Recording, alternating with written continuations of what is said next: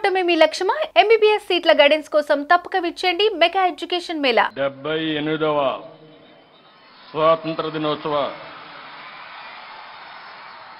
శుభ సందర్భాన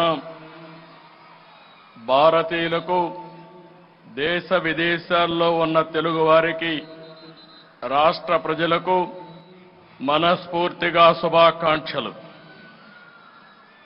ఆసేతు హిమాచలం అత్యంత ఘనంగా స్వాతంత్ర దినోత్సవ వేడుకలు జరుపుకుంటున్న వేళ భారతదేశానికి స్వేచ్ఛా స్వాతంత్రాలు అందించిన జాతి పిత మహాత్మా గాంధీ, రాజ్యాంగ నిర్మాత డాక్టర్ బిఆర్ అంబేద్కర్, త్రివర్ణ పతాక రూపకర్త మన తెలుగు బిడ్డ పెంగళ వెంకయ్య లాంటి మహనీయుల్ని, స్వాతంత్ర సమర యోధుల త్యాగాలను స్మరించుకుంటూ వారికి ముందుగా ఘన నివాళులర్పిద్దాం.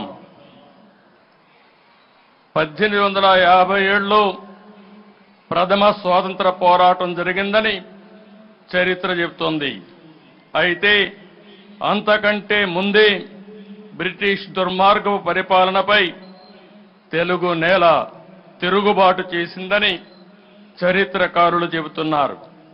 అటువంటి చైతన్యం కలిగిన గడ్డ మన తెలుగు గడ్డ.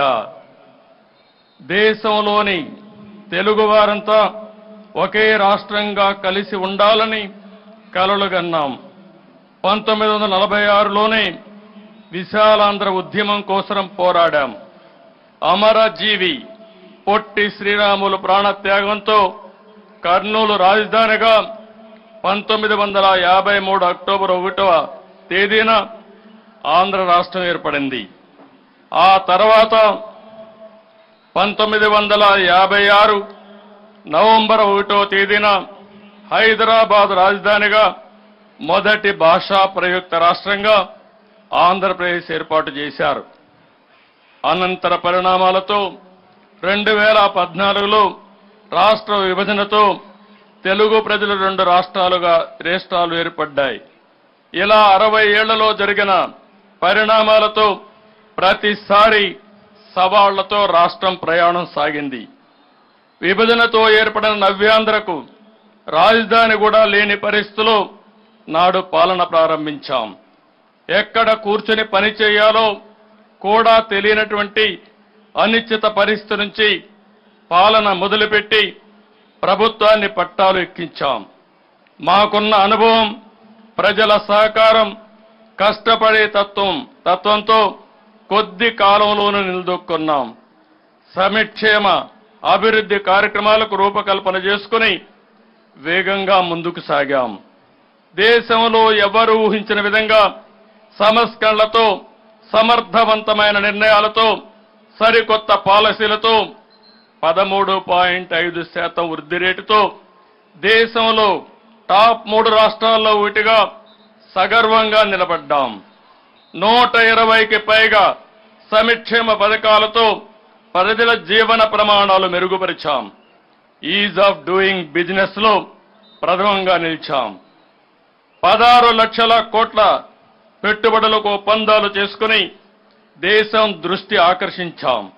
14-19 కాలంలో రాష్ట్రం అన్ని రంగాల్లో అనూహ్యంగా దూసుకుపోయింది. దేశంలో నాడు ఆంధ్రప్రదేశ్ ఒక పెద్ద బ్రాండ్గా ఆవిష్కృతమైంది. రాజధాని లేని రాష్ట్రం అని బాధపడుతూ కూర్చోలేదు.